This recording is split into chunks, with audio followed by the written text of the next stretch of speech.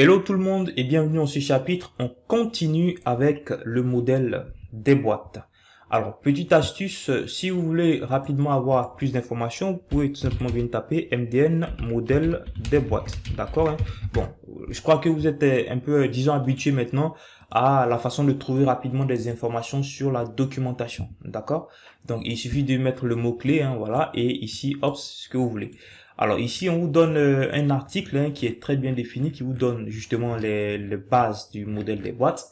Et un autre article assez intéressant ici au niveau du MDN, c'est ça je crois. Ok, voilà, ici au niveau de la référence, bon, voilà, vous voyez que justement, on vous donne les différentes propriétés qui permettent d'affecter le modèle des boîtes. Vous constatez déjà que on a déjà vu ces propriétés. Je vous recommande vivement de jeter un coup d'œil pour approfondir vos connaissances sur ces propriétés 8, 8 et ainsi de suite. D'accord? Donc, on a aussi la marge, les marges extérieures, on va le voir. On a donc la marge, la boîte de remplissage, bien sûr, le padding, on va voir ça dans ce chapitre et justement ça. Ne vous inquiétez pas, on va voir tout ça, hein, voilà. Mais déjà, au niveau de la référence, vous pouvez trouver toutes les informations sur le modèle des boîtes. Vous pouvez même venir là et naturellement, je crois qu'il va vous conduire sur cet article qu'on a vu premièrement. Vous pouvez changer la langue, hop, et voilà.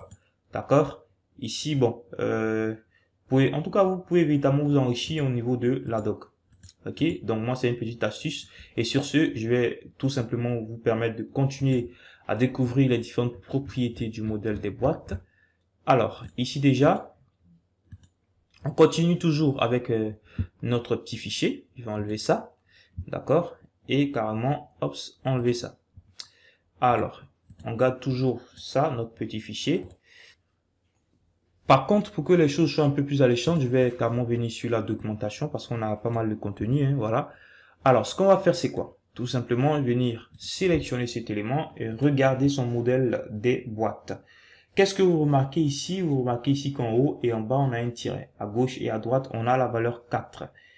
Tentons de rechercher padding pour voir ce que vaut donc cette propriété-là. Vous voyez ici que on a padding bottom. Naturellement, le bottom ici, ça veut dire tout simplement le padding bas. Padding left, 4, donc ici, à gauche. Padding right, à droite. Et padding top, qui est 0. Donc ici, on constate le padding top, donc le haut, et le padding bottom, le bas, ont 0 comme marge intérieure. Alors, vous devez savoir qu'on soit, juste après la boîte de contenu, vient tout juste au-dessus la boîte de remplissage ou la boîte de padding. C'est pour ça que je disais que le modèle des boîtes, c'est en réalité un ensemble de boîtes empilées. Donc, une couche de boîtes, voilà, ou du moins plusieurs couches de boîtes qui sont empilées justement au niveau qui permet de représenter nos éléments. D'accord? Alors, ce que vous devez comprendre, c'est que la boîte de contenu est contenue dans la boîte de remplissage qui est elle-même contenue dans la boîte donc de bordure qui est justement au niveau justement contenu dans la boîte de marge extérieure. Ok, donc étudions rapidement la propriété padding. Alors on va toujours venir au niveau de notre élément, hein, voilà, et on a ça ici, d'accord. Donc on a ici, je vais vous permettre de voir ça directement en temps réel, la propriété padding. Alors on va voir un peu plus en détail cette propriété. On va tout simplement venir au niveau de notre élément ici, notre code source, et je vais tout simplement mettre la propriété padding top. Voilà, vous devez savoir qu'ici, au niveau de la propriété padding, on a plusieurs déclinaisons. Donc, on a, comme ici, je vais d'abord lister, on a le top pour contrôler la marge intérieure de haut. On a le right pour contrôler la marge intérieure de droite. Le bottom pour contrôler, donc pour dire le bas, pour contrôler la marge intérieure du bas. Et le left pour contrôler la marge intérieure de gauche. Donc, vous devez considérer que c'est un peu comme dans le sens de l'aiguille d'une montre. D'accord? Donc, ici, je vais dire padding. Donc, je vais carrément effacer là. Hein, et on va directement aller dans le navigateur. Comme ça, vous allez voir les résultats en temps réel. D'accord? Et remarquez bien, ici, j'ai bel et bien sélectionné mon P. C'était un peu comme si je l'utilisais ici avec le sélecteur. Mais ici, on va utiliser ça pour permettre justement d'avoir les résultats en temps réel. Ou du moins de façon plus visuelle. Alors, ici, qu'est-ce que je fais? Je vais dire padding, remarquez bien les éléments, hein. Voilà, padding top. Et je vais dire 10 pixels. Et vous voyez que au niveau de mon élément là, on a un espacement un peu plus assez intéressant de 10 pixels. Un espacement intérieur, d'accord? On a aussi le padding right. On peut mettre par exemple 15 pixels. Bon, là vous ne voyez pas trop, mais si vous remarquez là, vous voyez que ici, justement, le padding était affecté. Et quand je survole, vous voyez qu'on a des petites colorations là en haut et à droite qui prouvent effectivement que j'ai ajouté un petit espace. Voilà, ce que je vais faire, je vais ajouter un tout petit peu donc de dimension, 500 pixels, et on est bon. D'accord? Voilà, donc ici vous remarquez que justement il y a une marge intérieure haute et une marge intérieure droite pour padding top et padding right. On a aussi padding bottom, justement comme je le dis, pour par exemple je peux dire 20 pixels. Ok, vous voyez que justement mon élément a un espacement. Vous voyez qu'on ajoute à chaque fois. Actuellement vous voyez que la gauche on n'a rien. Et quand je fais maintenant padding left, que je mets par exemple 30 pixels, ok, vous voyez que là c'est bon. Et justement, donc, vous voyez que ma boîte de remplissage ici était affectée avec les valeurs que j'ai mis. Donc, c'est ce que je vous disais, chaque couche de notre modèle de boîte va permettre donc d'avoir accès à une propriété qui va nous permettre justement de contrôler donc un aspect bien particulier de notre élément. Ici, ce sont les marges intérieures qu'on contrôle.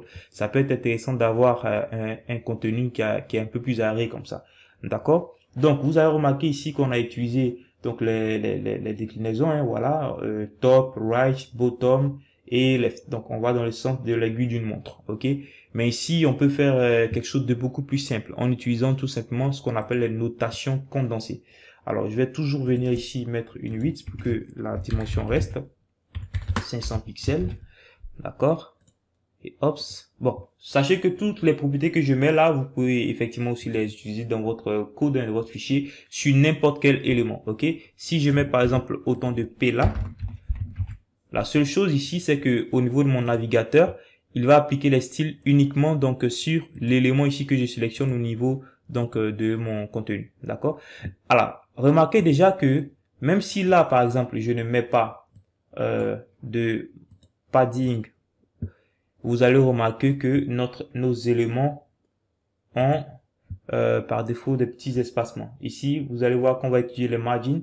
Déjà ici, je n'ai pas spécifié de marge, mais mon élément donc a une marge par défaut. Ok, donc ça c'est lié en fait au type de l'élément. On va voir ça un peu plus en détail plus tard. D'accord. Donc comme je le disais tantôt, on peut utiliser justement une notation dite condensée. Pour l'instant, je vais enlever ça. Alors, ce que je fais, c'est quoi? Je vais tout simplement mettre cette fois-ci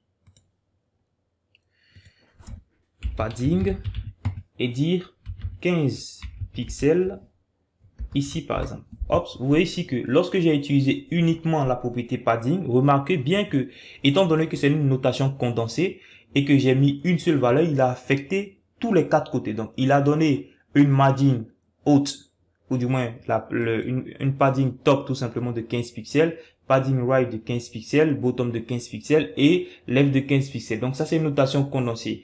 Puis nous permet justement de donner donc une marge intérieure aux quatre côtés de notre boîte de padding ou de notre boîte de remplissage. Ok, voilà. Donc remarquez ici, j'ai spécifié une valeur, mais je n'ai pas ajouté par exemple des déclinaisons top, right et ainsi de suite. Donc faites attention lorsque vous utilisez la notation condensée, c'est bel et bien sur la propriété unique padding. D'accord. Ici, on a affecté systématiquement les quatre côtés, mais il y a aussi un autre moyen. Si je mets par exemple deux valeurs, hop, 20 pixels. Qu'est-ce que vous remarquez? Ici, la première valeur va permettre justement d'affecter donc le haut et le bas, donc la margin top et la margin bottom, tandis que la seconde valeur que j'ai spécifiée ici va permettre justement d'affecter la margin right et la margin tout simplement left, d'accord? Alors, je peux spécifier aussi quatre valeurs, toujours avec la propriété padding. Je fais ça, je mets 25 pixels et 30 pixels.